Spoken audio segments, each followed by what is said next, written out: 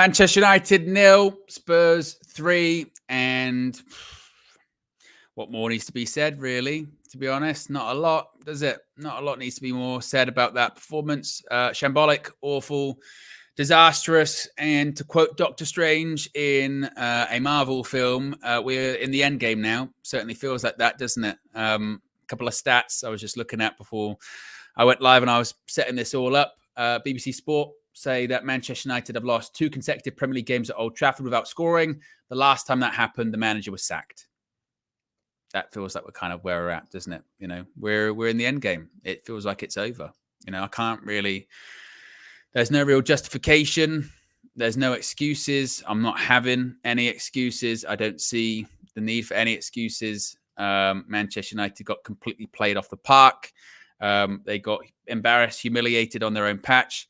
Even before the red card, the red card's actually, to me, completely redundant, in all honesty. And I think Erik Ten Hag, whilst he won't lose his job this evening, I think that it's the beginning of the end. I think I don't see any way back. You know, I think if as a manager, if you're losing the games in that manner, if you've started the season in that manner, and you've got an international break around the corner, which is the case, we've got one more week of games, 2 games, Porto and Villa next weekend. He's heading for disaster. I mean, he's on the Titanic and the iceberg is literally right there. And once you get so close to it, as much steering as you possibly can do, you're not going to get out of the way. You're still going to crash into it and the ship's going to go down. I don't see any way that he can recover from this, in all honesty. I really, really don't. But we'll see what the callers have to say. Of course, this is the full-time view where members can call in and have their say. If you do wish to become a member, you can do so. Links in the video description. It's also pinned in the chat, or you can click the join button. If you don't want to call in, but you still want to have your say, you can get involved in the chat. You can get your super chats, your member chats in as well. We'll make sure to cover it all. If you are a member and you do want to call in, just go over to the United View YouTube page. Go over to the community tab and the link should be there available for members only. Right, there's a lot of people already filing in, so let's get straight to the calls. Let's start off with Show. I mean, what more needs to be said after what we got to say? I mean, I suppose the only question is, do you think that Ten Hag's going to survive this, or is this, like I said, the beginning of the end? No. He's gone. It's just a matter of when. You know, I mean, it doesn't surprise me to see this kind of performances because it's what we saw last season. I mean, the stats are just so damning on him now. I mean, I've seen one. I don't know if this is true. We've conceded over 3 goals 25 times under him. I mean, that's insane if that's true. I saw that. I don't know if that's true or not. If that stat is true, that's disgusting. You look at the successive 3-0 defeats at home. I can't. You know what's so sad is I can't remember a time where we had a positive goal difference. And it's just, we're always negative or 0. And it's like, we can't score goals, can't defend, can't build up from the back, can't play through midfield. We don't defend well anymore. Transition is poor defensively. And for everything you consider from a football, point of view is just, it's all bad. It's all bad. And it was like that from the first minute. I mean, Spurs started at that from the first minute. So we can't even use the red card as an excuse. For anyone who wants to use the red card as an excuse today, I'm sorry, that's pathetic. Didn't affect the game whatsoever. So, yeah, it's just, I don't know. I'm beyond the anger point. I had the anger point last season. I'm beyond that. I'm in the acceptance point. I've been like that. Even beginning of the season where people, like you said, were talking about these crazy improvements that we had. And again, like you said, it's babying the team because we know as soon as we play anyone half decent, this happens. Look at the 3 teams we've lost against. Brighton, a half decent team. Not amazing, but they're good. Liverpool, obviously top team. Spurs, good team, fighting for top 4. So you just need a competent manager with a competent team to play us, easy to beat us. Nothing difficult. This is our old track. It's not, like you said, and this is not even played City home and away, Arsenal home and away, Chelsea home and away. Haven't gone to Anfield. You know what I mean? It's going to be a bloodbath if this carries on, but I don't see it carrying on. No, I mean, you know what's mad as well? It's like, I can't recall a time where your captain gets sent off and it's actually largely irrelevant to the game. Like, that just sums us up. Like, and the first half genuinely might be one of the worst halves of football I've ever seen in my life as well. No joke about it, because I would love to know the stats for it, but we genuinely couldn't complete a pass. Like how Mm. how is that kind of justifiable? It can't be, can it? Yeah. No, I mean today. I mean even today, the thing we said, or we always create today, 0 big chances today, and that's against a Spurs team that played that high line. And every match I've seen them play against the season, they've that the other team has created chances. I mean, I know Karabakh had a man advantage in the Europa League game. They even had chances. They were away to Spurs. I know they lost that game 3-0. I mean, we lost 3-0, so it's comparable. But they even created chances. And I think today's game plan from Ten Hag from the beginning was, I'm going to sacrifice Ahmad because I'm going to do the ball over the top thing. When Spurs figured that out from minute one, we had nothing else. We had absolutely nothing else to offer in that game as soon as Spurs figured out the Garnacho and Rashford tactic. That's all we had. And let's be honest, Xerxes got bullied. As soon as another 2 aggressive centre-backs they came up against today, Romero and Van de Ven, bullied. Xerxes was bullied today again. And again, Ugarte, I'll be honest, early, I'm not going to write him up as, again, crazy first start, but early thoughts on him, I don't see him being that much of a difference maker. I'll be honest. He's not that mobile, and he's awful on the ball. And to be honest, he was missing today. So this is the thing. Ten Hag's team, 500 million spent. We're in the 3rd season. I think there's 7 wins in our last 21 games. Comps. It's horrific. It's absolutely like this is as bad as I can remember it. Just because it's just, I don't know what positive you can take out of it. I really don't. I don't. That's what I was asking at the end of the match. I was like, I can't. There's no excuse that will fly me. There's no injuries really. Now we got a couple of people out, but that happens to anyone. It's not like last season. And I mean, what do you think happens next? Do you think it is just a case of it's going to be the next international break? Do you think there's going to be a bit of a stay of execution? What do you think happens? I think it goes to international break simply because I see us losing. With now we've seen when that first defeat starts, it's a snowball effect. We've seen it under every manager. It happened under Jose. That first big defeat, the players don't come back. Manager doesn't come back. Under Oli, it happened. We had that 5-0 home defeat against Liverpool. Never really came back after that. And Ten Hag is going to be the same. Porto away. I know Porto, they've lost a couple of players in the summer and that, but they're going to be smelling blood. Going away to the Dragao is difficult anyway. And we're rubbish. We've lost more games under Ten Hag away from home than we've won. So we're rubbish away from home. Then we go away to Villa Park again. I can't see anything but a defeat in the next 2 games. And then did you say it's an international break straight after that? Yeah. Then and then that will be that's when the decision will be made. But that will be 0 wins in 6 by that point. Yeah. So it's mad. But there you go. Big up show. Appreciate you as always. A couple of super chats here. Dominic says, I don't want to hear KG and Marcel waffle about trust the process. Idiotic to have ignored the evidence of the last year. Ten Hag should be in the bin. Danny DeFito says KG and Marcel need to do the Game of Thrones walk of shame around Old Trafford with the bow. Shame. The excuses they've given this manager are laughable. They are on the naughty step for the rest of the season. See what other people are saying here in the chat. Then we'll get to another call. Jedi Pyro says we need to stop the bleeding. Alex says nothing but a disgrace. Kenny Fan TV says Ten Hag out. What else? People. Riri says Dallo played shit today. Dallo. You know what? It's crazy as well. Is because you're right. Dallo was awful, but I feel like we could just pick any player out the team and just go any player. They were terrible. Everyone was awful today. And like I said, I'm just not having the. Well, it was just that's not Eric Ten Hag's fault. At some point, you need to say enough's enough, and everyone has to have accountability because you can't do that. You can't. Not even just in football, just in life. If you're a manager of a team, let's say you manage an IT help desk, and your IT help desk is full of people that aren't doing their jobs. They'll lose their jobs, but so will you because if your superior came into you, the boss of the organization, and said, "Hey, this IT help desk is rubbish," and you go, "That's all them." They'd be like, "Well, I'm getting fucking you out of here then, aren't I?" Because you're immediately just saying it's all them. Managers manage. Like that's what it's meant to do, and managers have to take accountability. It's not good. Not good. Let's go to another call. Let's go to Amanor. Amanor, talk to me about what you saw today.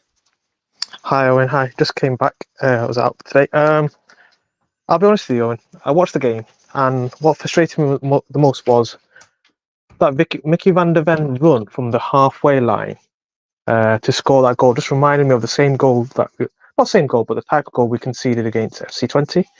Their goal running through, and yeah, I'm not angry anymore. I'm just like sad that we're gonna go through the same cycle again of getting rid of this manager. I said I'll give this manager 10 games before I make my mind. I think I've made my mind up. I don't want to say it publicly, but you can probably guess what I'm thinking. And again, is that because just the evidence is just too overwhelming at this point? It's not that. It's not even the evidence. It's the fact that I actually can't see him turning around. I mean, like, he's got, apart from Luke Shaw, I'm thinking, who Luke Shaw last year? Who else is injured? I can't remember off the top of my head. You can probably fill Lenny Euro.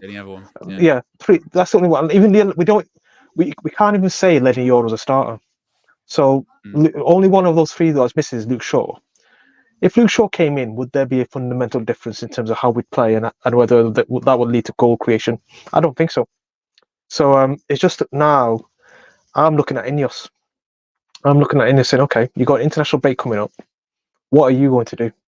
Because I think I've made my mind up.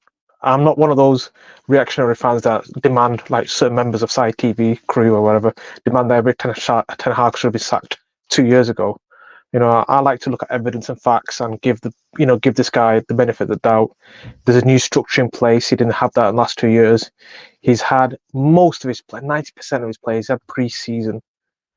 They've come in, and to see that performance, especially the first half where Tottenham were playing against us at home, win, and they were like the home team. Not an exaggeration. First half, they were the home team, even when we had 11 men on before Bruno got sent off. That just tells me I think the players are down tools. I think the players have zoned out from Erik Ten Hag's methodology instructions. And do you think, you mentioned about Ineos, now you're looking at them, if let's say they go through the international break and they don't do anything, let's say the results continue to be negative, do you as a fan is your faith shaken in them a little bit? Because then do you start to worry going, what are you actually doing about it? You say you want to win, but we're not winning. Does that worry you? A little bit, but I don't think they'll do that. I think with Omar Barada, Dan Ashworth, Jason Wilcox, if it was the Ed Woodward era, then absolutely, I'd be worried. But you probably say to me, where do I have this belief in them? I don't. And sometimes you've just got to base on record. Omar Barada was in a successful Man City team. He was a football operation director. He knows what a good football club on operation strategy looks like. He would be seeing this saying, hold on, this is not it. And he will, I'm hoping he knows what he's doing. But put it this way, he will know better than I do. So he will see what's happening behind the scenes, and they will make the right decision. And what I don't want to win is people seem to lose sight of this, that last season was a horrendous season for us in the Premier League. And people seem to forget that. We finished 8th with a negative goal difference. This season we're like, I think you said 13th, 14th, I can't remember, in the league, and we've got negative goal difference already, and we're 6 games in. Do we want another write-off of a season? There must be a point where we got to say, look, we got to make a decision now. We either make the decision now or we don't make the decision, and we set that another season as a write-off. And I read the financial results as well. I don't know if you read the financial results that came out a couple of weeks ago. They were saying that revenue was growing relatively okay, but it could have grown further, and EBITDA could have been better had we competed further in the Champions League. So Ineos' mind is thinking, okay, as a minimum, we've got to get Champions League football, whether it's winning through Europa or finishing top 4. I don't think it's finished. I genuinely don't think we'll finish top 6. So it's Europa, and I'm not convinced so far that we're going to win the Europa League. So for that reason, Ineos have got to make a call sooner rather than later. So you think it's already a case of Ineos deciding about salvaging the season, essentially? Yeah. What have you seen, Owen, in the last 6 games? That tells you, A, the players understand Erik Ten Hag's philosophy, and B, Erik Ten Hag is the person that's going to turn it around. Because I haven't seen it. Have you seen it? No, nothing today. I think, like I said at the start of this stream, for me, I think we're in endgame territory now. I think they said back-to-back home defeats with no goals scored. 3-0 against Liverpool, 3-0 against Spurs. Last time that happened, manager got sacked. And I cannot see a turnaround there. I can't. With the games we've got coming up as well. And it's beautiful what you said. Was it last streamer when you said you took a phrase off from Culture Camp? We're celebrating baby steps. That's what we're doing. I hate to admit it. I was guilty of this. That we're celebrating that we can do triangles. Any professional football team, decent quality Premier League team should be able to do that, and we were celebrating that. My standards are lowered. So one thing I would ask you, Owen, you're a good friend of KG. When you next speak to KG, ask him what are his standards for this club, and does he accept that as a standard? Because I'd love to know the answer to that question. I don't know. I mean, I spoke to at halftime on the match view, and even he was saying it's all on the manager. Well, he said it's not. Basically, he said it's not working. Whether it's the players not playing for the manager or the manager not able to manage the players. Either way you look at it, I think it's over. Like I said, I think we're in the end game now. I think it's. And just one last thing, Owen, before you go. Sorry, I want to talk about our captain, Bruno Fernandes, because we are all very good. It's very, very easy to target the manager because ultimately all roads lead to the manager. I get that, but Bruno Fernandes, for me, I don't think he's my captain future, and not just because of the performance, just because sometimes when you're playing poorly, that's fine, and not fine. When you're playing poorly, you know that, and you still want to play, but at least do your thing for the team. Lead by example, show the intensity. He didn't show that in the first half, and he got himself sent off with stupid tackles. So if Eric Ten Hag was to go, I want to see a replacement for captain as well. Yes, indeed. Big up, Amanor. Appreciate you, as always, calling in. I was just checking Marcel's tweets because I thought, interesting to see what he says. And it's bad when Marcel on Twitter has just gone, yeah, I can't defend this, ... I mean, that's the guy. I mean, he's referred to himself in the past as, in his bio, it says Ten Hag's lawyer, king of the process. Yeah, if that's what he's saying, and yeah, it's not good.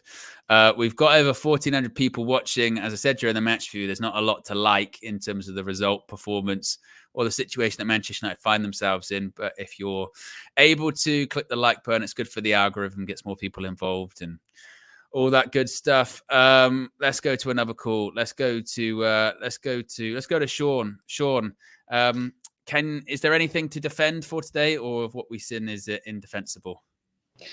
No, I'm broken, Owen. I can't believe it. I mean, no, actually, I can't believe it. I think we all saw it coming. But today, the clincher was, I mean, I saw my dad, obviously, we used to go to Old Trafford back in the day. His head was just down. He was disheartened. I've never seen him that disheartened in a long time. And that just goes to show how bad we were. And it's not just about the red card. It's not just about the tactics. It's not just about the fact that we clearly have very little in-game management. It's just the whole package of it. It's so disheartening.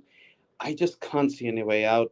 He's sacking himself. And this is, as you said before, this is the beginning of the end. We'll be in the beginning of the end then. Do you think it's going to be something that happens quick, or are we in for a bit of a slow, painful death on this one? Is it going to be a case of international breaks coming up and that's going to be the moment? Or do you think he will get this stay of execution and possibly see it out till Christmas? Or like managers in the past, see it out until, Champions League is mathematically impossible? Or do you think, like Amanor said, do you think Ineos start to get itchy trigger fingers because Champions League football's on the line and we could have 2 seasons out of the Champions League? Yeah, I don't think Ineos will delay too much. Now, I'm not in the camp of people who are just saying that he's going to get sacked tonight. That's probably not going to happen. I think he will be given the next 2 games, Porto and Villa. But to be fair, I don't think any of us think we're going to get 6 points out of that. So it is a bit of a stay in execution. I don't think Ineos would be too trigger happy at this moment in time, given that they were pretty public in backing, quote unquote, backing the manager in the summer with the project. So I think he will get at least 2 or 3 more games now. But I can't see anything changing. I think one of the reasons they got Ruud in is because it would be an easier transition to Ruud be possibly the interim manager. I think they will exercise that option if and when we screw up against the next 2 opponents, which honestly 90% chances are we will. If let's say there hypothetically is a change, because this is the pushback that a lot of people say. They say, well, with this group of players, granted, they're largely now Eric Ten Hag's players or players that have been signed under his tenure. Can any manager get a tune out of some of these players? Or is Manchester United just this environment that no manager or no group of players can succeed in? Or is that a bit of a cop-out? I think I would have agreed with the first point probably a year before now. I think now we now have structure in place at Manchester United, the likes of which we've not had in decades. Even under Sir Alex the last couple of years.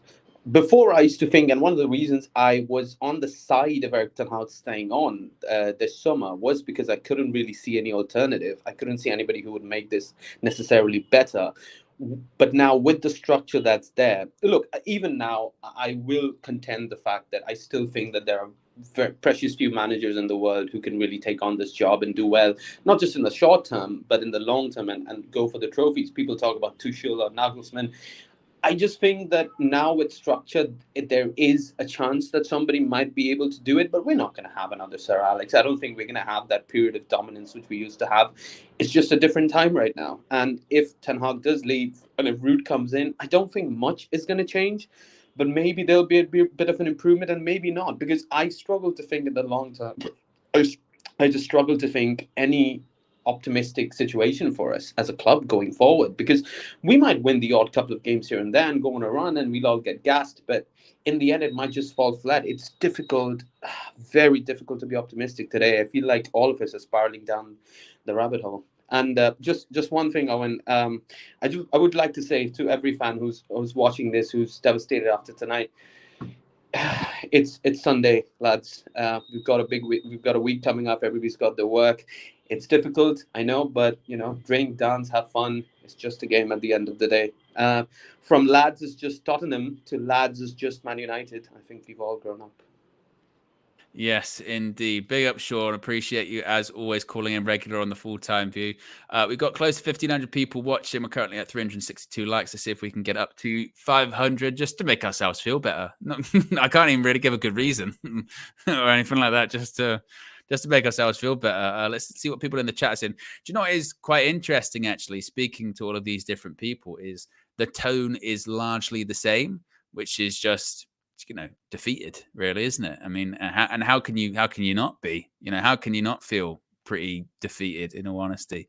Let's see what some people are saying here in the chat. One of our members, Kay, says, on a serious note, Erik isn't our future. He has reached his ceiling. He gave us 2 recent trophies. If we want big cups, the big 2 cups, he is not the answer.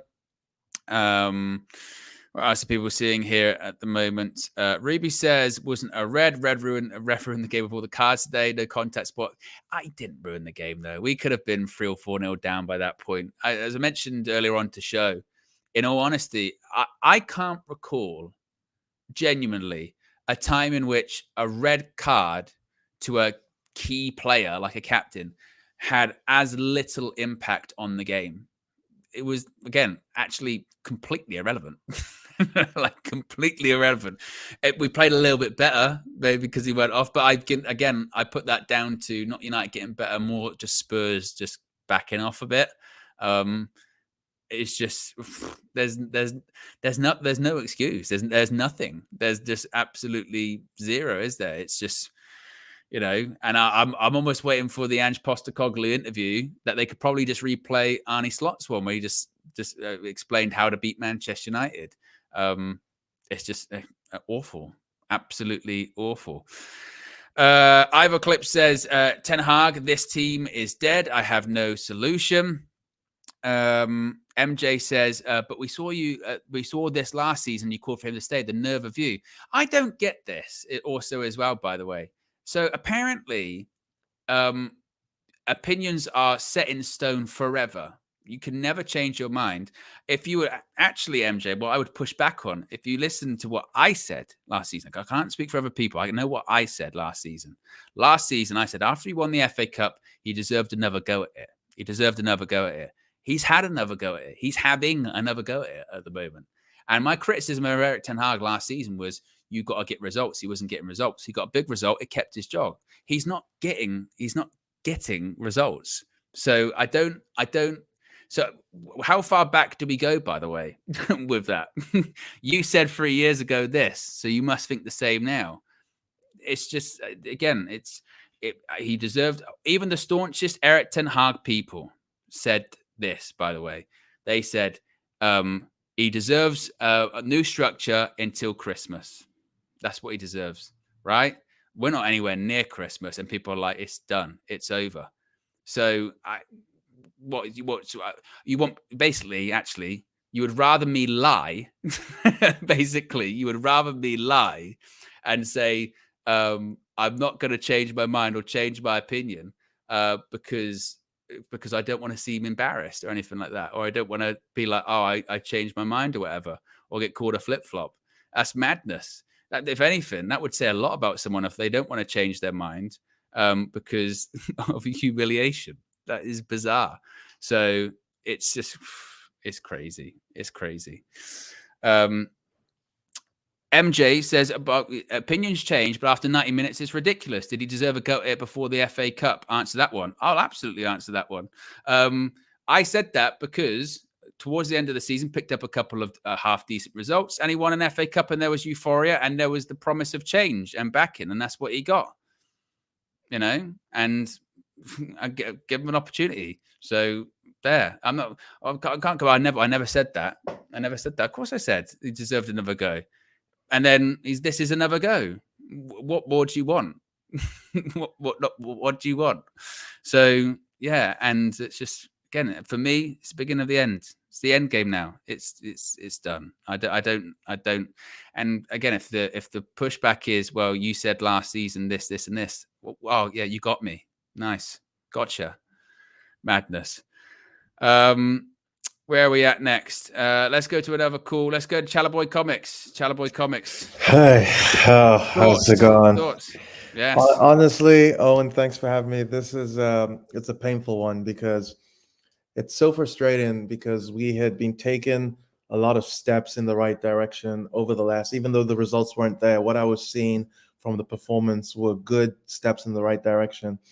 But today, it seems like we just abandoned all the progress that we've been making and just resorted back to helter-skelter football. We couldn't pass out the press. We were slow. Bruno Fernandes, even before the red card, I felt was shirking responsibility in the press a little bit, in the sense that he was telling other people to pick up his man while he chased, he pressed aggressively either to the keeper or the center back, knowing he won't get the ball. So as a result, he didn't have to put the defensive work because they already bypassed him.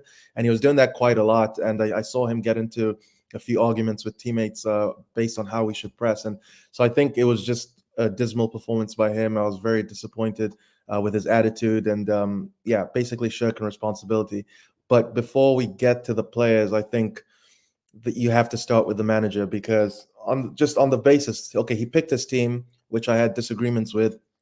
But if your team is not ready to play in a game where in your program notes you've asked for 100%, there's clearly a disconnect somewhere. And for the life of me, I don't understand why we were so sloppy to start the game. But then on the second part of it about the team selection, like I said this last season when because I've been a staunch Erik Ten Hag supporter because I believe that he needed more time. There wasn't enough data. After the first season, he did well. Second season, normally, I believed he'd needed a third season for us to make a proper evaluation. And right now, he's not passing the test. But last season, when we were talking about this, we were like, make a case for Erik Ten Hag keeping his job versus being sacked, and keeping his job, 2 trophies, 2 years, finals, all that. But on the sacked version, I was like a negative goal difference, an abysmal away performance, and the fact that he's not playing Amad Diallo. That to me is his biggest crime, is the fact that we have clearly one of our better players. He's been our best player this season, Amad Diallo, and he keeps getting dropped in the big games. He got dropped for Liverpool, and he got dropped by against Spurs now. Or rotated. So what that is showing to me is that Erik Ten Hag, I don't know if he doesn't believe in Amad Diallo, or he's just so insistent to see the Rashford-Garnacho combination work in his head that Amad Diallo, because he's a nice guy, becomes a sacrificial lamb. And Ten Hag is making decisions that are directly leading to his own detriment. I said last game that I think we had finally found a balance between legs, progressive passing, with Eriksen in the team, with Ugarte covering. But then you take out a playmaker in Eriksen, and now you make Bruno Fernandes the primary decision maker on the pitch, which we have seen doesn't always work because his passing range is not as good, or it's inconsistent, not range, but accuracy. So to have, whether he stumbled on it, whether he formulated it, but to have a balanced team to then just decide, oh, I'm not going to play one of our best players. Tottenham likes to press high.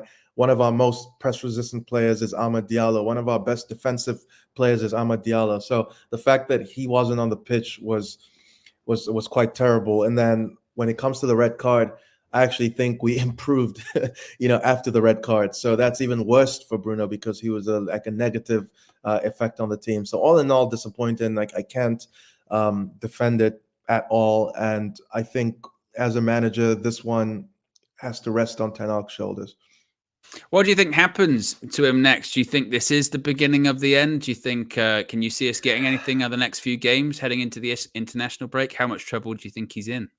So this, I think, is in a lot of trouble because this is one of those games where it felt like you mentioned it at Watford when Ole was there, when Mourinho came and said he had that press conference where he was dejected because he knew he was getting sacked. It felt like that because when you have people that are as good and reliable as Delort jogging and not busting a gut to like defend Johnson on the back post, there's something wrong, So I don't know if the players have lost faith in him or I don't know what the situation is, but it's looking bad for him. And the thing about football is that stranger things have happened. So who's to say if we go out against Porto, smash them, and then smash Aston Villa, and we go into the international break with high hopes? Who knows? But to me, can you see that happening though? Realistically, no, I don't. I can't see that happening. I can't. So that's what I'm saying. Football is a strange game. If that happens, that's maybe his way out. But right now, it feels like the door is closing on him, and he only has himself to blame because he's not optimizing his decision making. When he's seen things have worked, when he's seen people are playing for him, when he's seen there's a balance, and then he reverts against it, it's going to be tough. And I just the conversation he's going to have with Barada and Wilcox today is going to be a brutal one. And yeah, I don't. It's not looking good. I want it to work, but based on the data, based on this season, like I said, this season was the season I was going to judge him. He's failing right now, and it's not looking good at the moment. I mentioned earlier on to one of the earlier callers. Do you think that, there's pushback sometimes when they say that no manager can get the best out of these players, this club, blah, blah, blah, the environment. Do you subscribe to that? Or is it a case of, no, other managers could get better out of these groups of players? It is on the players and the manager today, but there is talent there, so we should be getting more out of them. There is talent, and weirdly enough to that question, I think Ten Hag can be getting better from this team and has gotten better from this team in the past. So the main issue I have is why is it inconsistent? Why is it some days the team plays for him and comes and we look, great, and then other days it's shambolic? If you talk about are there other managers? Yeah, there are probably other managers that could also do a good job and could also bring us to play. But the question becomes, why is it that the profile of players that we have don't have the mentality to deal with pressure situations? Or is it the fact, because this sort of performances predate Ten Hag, and they happen also during his tenure, and for me, is the United shirt too heavy for some people? Like even De Ligt, who is this big guy and strong, he was all over the place today. So I think it's going to be a painful process of doing a cultural reset. Since the new board has come in, the new structure is in, we're gonna hopefully see less and less of this happen as time goes on. And I do believe there are other good managers that could do well with this team. Why I thought Ten Hag, why I've defended Ten Hag for a long time is because we can't poo-poo winning titles. You know what I mean? Like that is a skill set that he has, and it's a skill set that it's transferable. However, ultimately we are judged on the league. And if he keeps making bad decisions, I think it's a situation where they're going to be like, okay, thank you for what you've done for us, but something isn't working. Not to say that you're a bad manager, not to say that the players aren't playing for you, but for whatever reason, you have been unable to get us to take that next step. So we'll try with someone else. I just pray to God that next person is not Southgate, because that would be awful. So I don't know. Yeah. I don't know. Yeah. Just then finally, I mean, it's kind of a two-part question. Can the season be salvaged? And do you think the season will be salvaged, particularly when it comes to Champions League football? Do you think we still do it? By Eric Ten Hag, or you're saying just in general? I don't know. How do you salvage it? That's the question.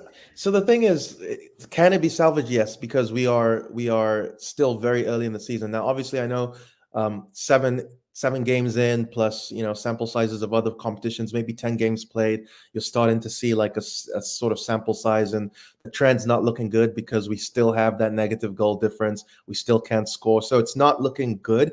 But 100%, I think we have the talent to salvage the season. The question though is, what does salvage mean? Because I feel like sometimes as United fans, we talk through both sides of our mouths, where we say, oh, our forward line is just not good enough. Where are the goals going to come from? Where are the goals going to come from? And then when the goals don't come, we're like, you see, this is why we're so bad, blah, blah, blah. It's like, yeah, we don't have a forward line that's going to get us goals consistently. So do I think we have a top 4 team on paper? Yes, but I think we're in the 4th to 5th space. So right now, I believe we are underperforming. So can it be salvaged in terms of the talent we actually have? 100%. The question is that going to come with Bruno out the team? I think that's going to be actually a really crucial thing. If Bruno, since he's suspended for 3 games, and Eriksen becomes the primary 10, Mainu comes in, Casemiro maybe comes in with Ugarte, is that going to be the sort of catalyst where we're like, oh, actually, without Bruno on our team, we're scoring more goals, we're performing way better? If that's the case, maybe this is the time to find it. But can it be salvaged? Yes. Will it be salvaged? It remains to be seen. Ten Hag has a lot of work to do, but it's not looking good. It's not looking good indeed. Big up Chalaboy Comics. Appreciate you. A couple of super chats here. Amanor says, what is our standard for this squad this season? You can let Amanor know in the chat. Dominic with a super chat says, and you and Flex are appreciated. Called out Eric's nonsense. We are mad at KG Marcel for blindness. It's okay to believe in a manager, but they were blind and mocked everyone who just raised concerns. Do you know what is though? Like we mentioned this. When did we have the conversation about point scoring? I forget, whenever it was. But I think it's a bit of a sort of defensive coping mechanism for all, that when someone's proved right, whether that right is winning an FA Cup, see, hold that, I told you, or when we lose and it's like, see, hold that, I told you, this isn't working.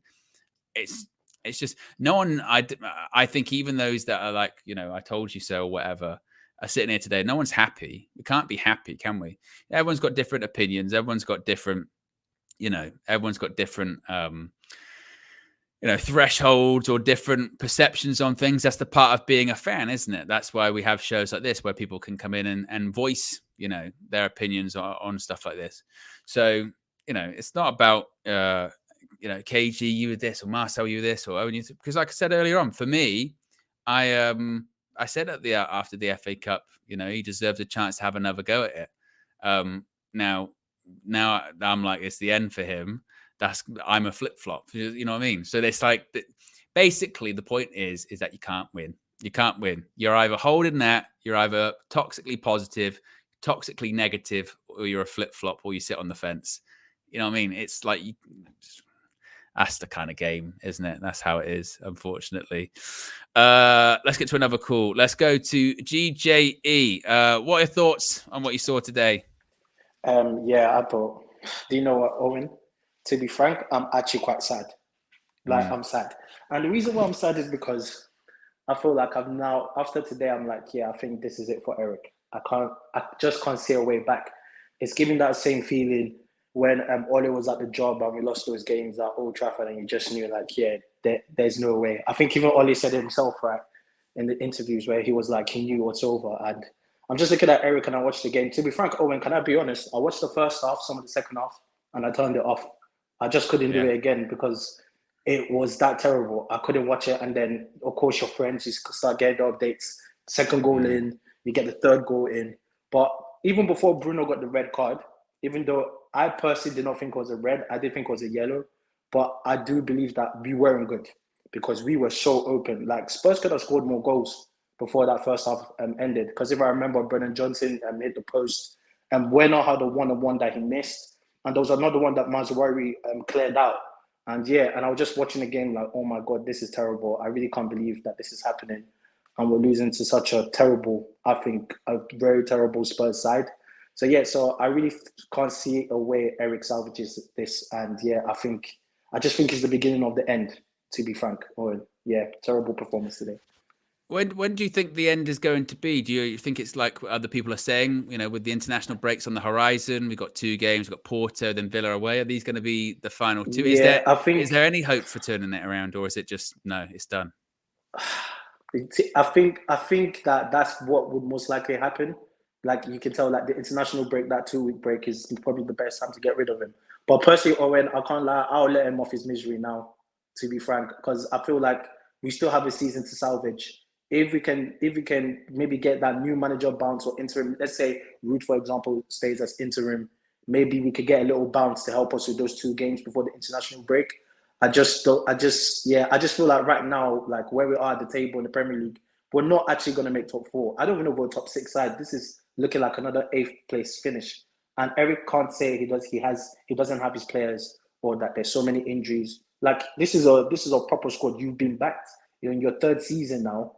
You need to start seeing results. You need to start seeing performances. So personally, I would let him go right now. But yeah, I think if it was to happen, I can see Ineos probably waiting to the international break, because I'm sure they'll have to cook some things up together, figure out what the next plan or strategy will be. So logically, it makes sense to wait till the international break.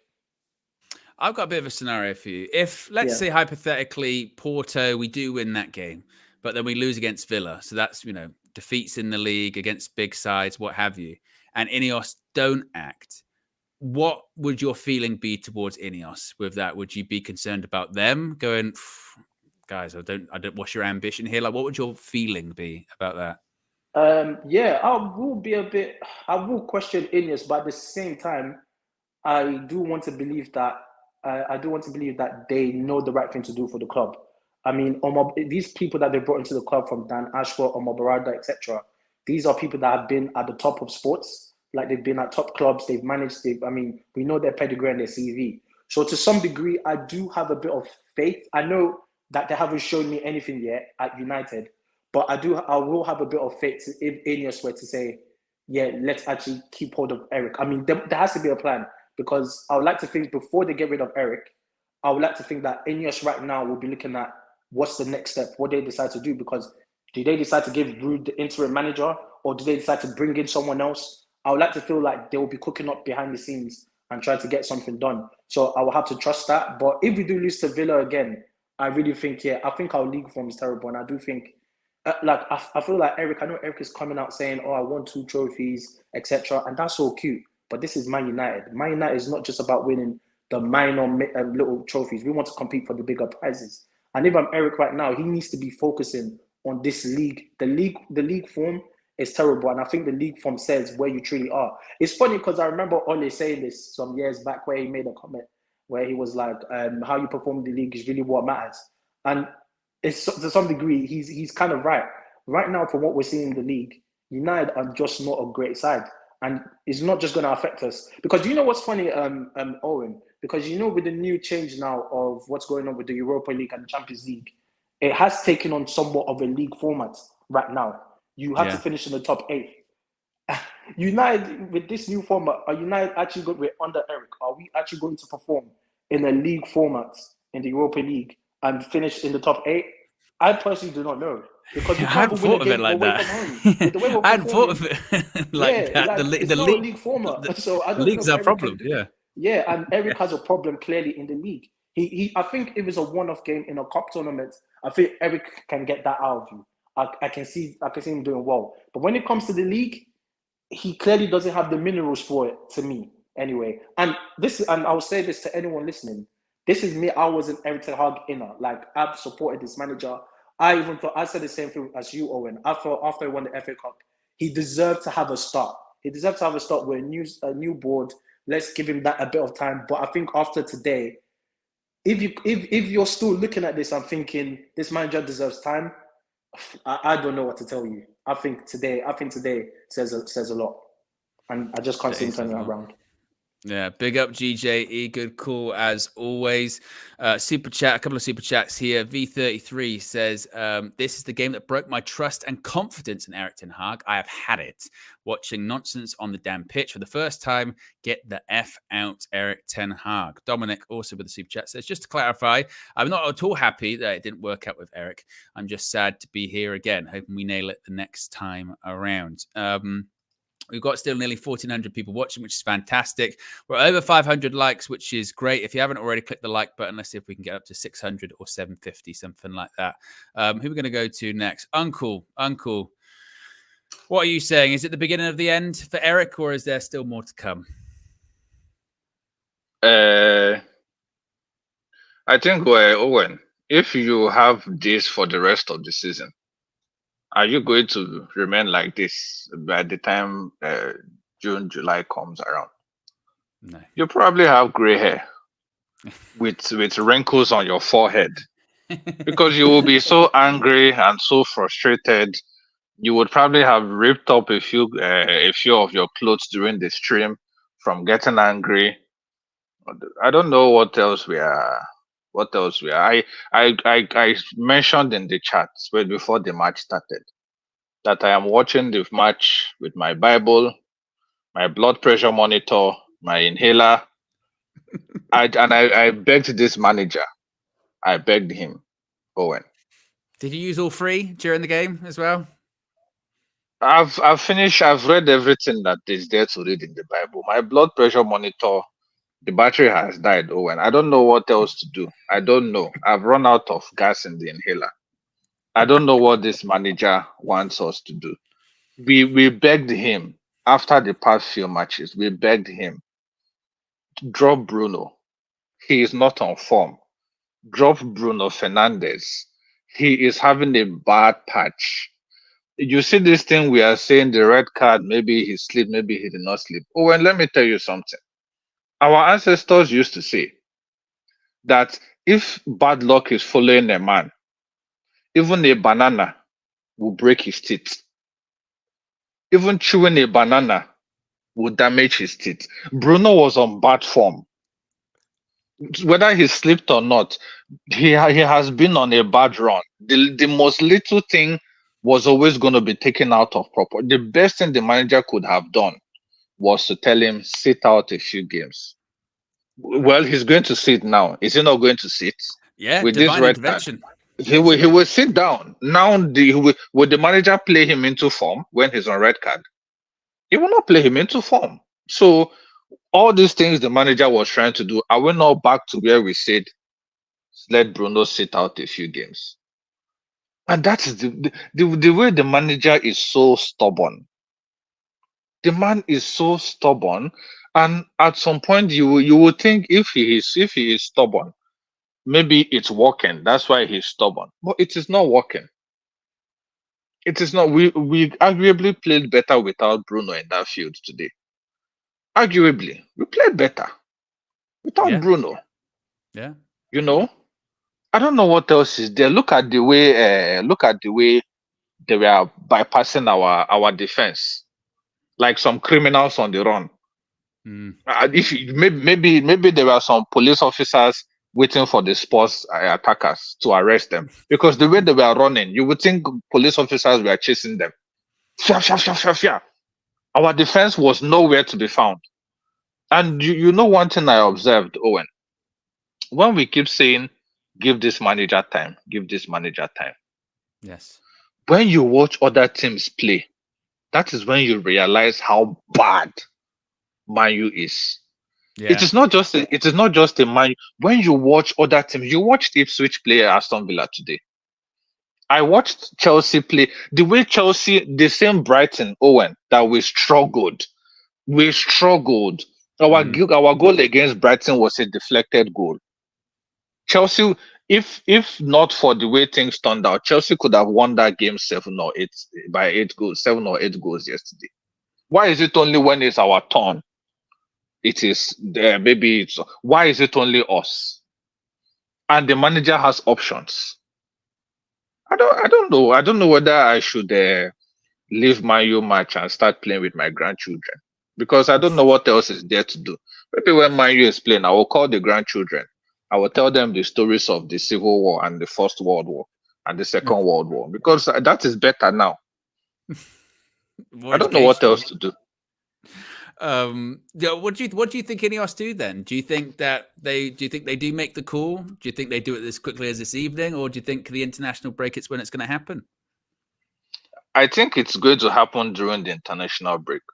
But my worry is the game we are playing, we are going to play against Porto. Where are we going to get the confidence to win the game? Yeah. Should I tell you something, Owen? Yes. He's going to start Bruno in that game. Of course, yeah, he will, no doubt about it. He His is home going to start Bruno in that game because he's not playing in the Premier League again, so he might as for the meantime, so he might as well play in that game, and he's playing against his. So is he going to drop Bruno? No. So where is the lesson learned? And then we play Aston Villa. See Aston Villa struggling against Ipswich. This same Aston Villa, when we play them next week Sunday, you will see what will happen. Yeah. That is our problem. Get new batteries for your blood pressure machine. Get more gas for your inhaler. I'm buying the rechargeable one because I can't even be replacing batteries every time at this rate. I'll go broke. I'm going to buy the rechargeable one. I'm tired. I'm tired, Uncle. Big up, man. Well, that chipped me up. That was good. How can you? I couldn't have ended the call on a better put there. I'm tired. I'm tired. I'm tired. He's going to call up the grandkids and tell them war stories. He's going to relive wars instead of watching Man United with his inhaler and his blood. Can you imagine? I've just got this image in my mind of Bible blood pressure thing, squeezing that thing. Going through that. Oh, big up, Uncle. He puts himself through it every time. Amador says, Owen, don't chew a banana or your teeth will break. I forgot that one as well. Yes, advice from the ancestors. Take Your Prophet says, we no longer can lie to ourselves. Erik Ten Hag is incapable of getting us to where we need to go. It is obvious. Even Stevie Wonder can see it. He's blind. Over to Ineos. Mason said, I was told on KG stream to be patient after 3 seasons. Apparently, Ipswich have better players than us. They build up and play better than us. Let's get to one more call. Let's go to Eminem. What are your thoughts on what you saw today? Is it the beginning of the end? Oh, it's the end. It's it's definitely the end. Owen, last week, also after the FC20 game, I said 3 more games. I'm kind of already here now.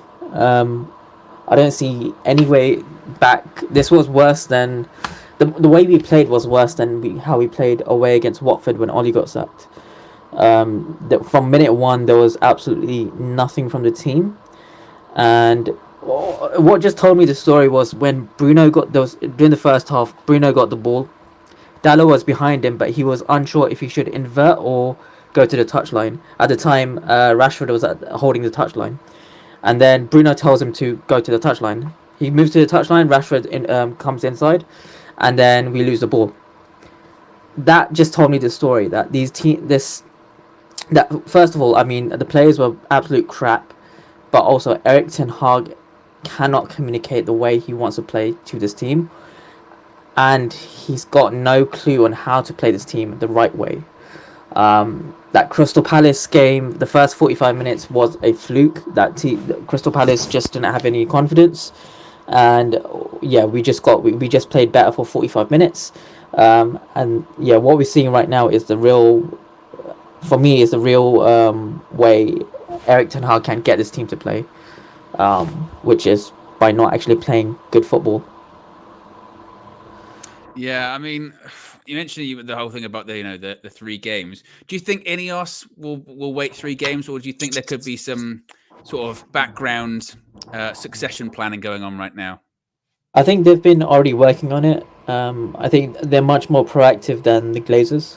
That I think we know of Ineos.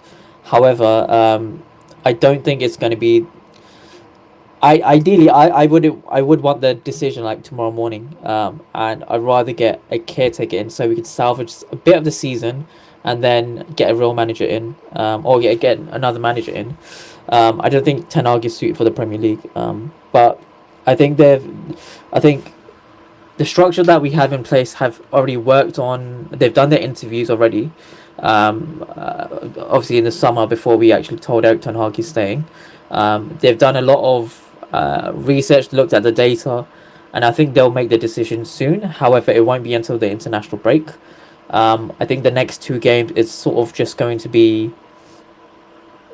It's just going to be sort of a limbo until the decision comes, and then what we'll have is we'll have a manager come in maybe, and who has enough time during the international break to prepare, and then start working with the team so we could salvage the season.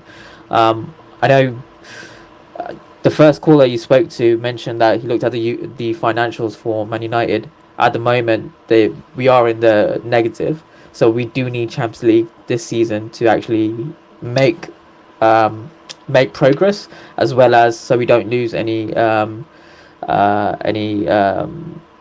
money from the sponsorship. So Champions League football is really important, so we have to salvage it early. But yeah, I don't see any way of survival for Eric Ten Hag now. If he does, I'll be really surprised. But I believe Ineos would take action during the international week. And I suppose just finally, when it comes to that, I mean, let's say hypothetically someone does come in or it's an interim. Do you think it's possible to get more out of this group of players? I mean, Bruno today, there was a lot of talk about him going into the game, get sent off, whether or not it was a red card or not is by the by. But he, like everyone else, basically was not having a good game. Do we have to just come to a realization that maybe just some of these players just aren't that good and there's only so much they can do? No, I don't think that's the case, to be honest. I think we've got, on paper, if you look at this team versus the team that we had when Ollie got sacked against Watford, on paper, the team we have right now is much more balanced. We've got players which are capable and which can play to a good standard. We don't know if they could play to a great standard yet because we're not able to see that at the moment.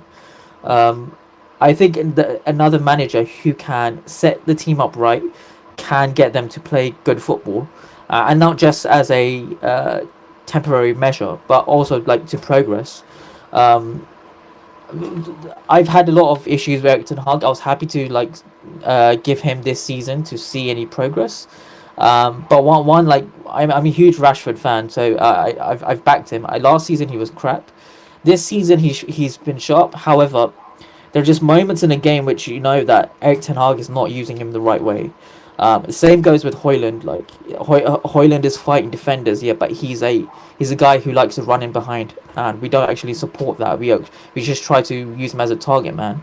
Rashford's inside forward, but we use him on the touchline. And Garnacho is sort of developing, so we use him as both the inside forward and as a touchline winger. It just the manager is misprofiling the players. So I feel a new manager would get more out of this team, especially since it's more balanced and we have improved the team. We can't make the case of like these are the same players have sacked the manager over the last 5 years, because a lot of the team has changed now. A lot of the leadership team, like Casemiro and Bruno's one of the leaders, Martinez, these are Eric Ten Hag players. They've not sacked previous managers. They've not been here under Ollie. I think the starting 11 this season was the starting 11 today. 3 of the players was it Bruno, Rashford, and I think Dalot played under Ollie before. That's it. The rest have been Eric Ten Hag, brought in from the academy by Eric Ten Hag. So on paper we should get more from this team out of from another manager, but Eric Ten Hag's not the guy to do that. Eric Ten Hag's not the guy to do that, according to Eminem. They appreciate you as always. A couple of super chats here, I think. Where are we at? Phil says, we're going to sack a Dutch manager who won the FA Cup, then watch us sign a Portuguese one. It's Man United. It's so Man United coded, but I hope it's Amorim at least. Well, we shall see indeed what happens. Again, it does feel like, as I said at the beginning of the stream, Doctor Strange said it in a Marvel film. We're in the end game now. And we'll see what happens. Like I said, my prediction is I don't think anything happens in the next 24 hours or this week, rather. It'll be interesting to see what happens in terms of reporting. It'll be interesting to see if Man United couldn't keep that under wraps, could they? Last time at the end of last season, will they able to do that this time around? If indeed they decide to go in that direction, we shall see. Indeed, but big up to everyone. Appreciate everyone that's called in. Appreciate everyone that's got involved. Appreciate everyone that's stayed with me across the 4 hours of the match view and the extra hour here on the full-time view. It's been a tough day, hasn't it? It's been a tough day, but we can be united in terms of staying together, regardless of if there's difference of opinion, difference of viewpoints, or whatever. We all want the club to win and succeed, don't we? So that's where it all comes from. It comes from a good place. So big up to everyone. Big up to all the callers. Big up to all of the members. Reminder: fan views, if they're not up already, should be coming up very soon. So we will hear from KG, Flex, Marcel, etc. all outside Old Trafford. A reminder as well, tomorrow morning, 9 a.m., Flex and myself will be live for a very tough morning view, no doubt about that. We'll see if there's any more comments, quotes, reports, or anything that comes out this evening. We'll chat about that in the morning. And also, you won't want to miss it, 7 p.m. tomorrow. The Red Carpet is back with another episode. We'll be live at 7, as I mentioned. Flex, KG, myself, Saeed, Adam, and Alice will all be there to discuss the fallout of just what has happened to them, what's going to be coming up in the future. So there you go, guys. Appreciate you all, and we'll be back tomorrow morning. I'm out of here. Peace.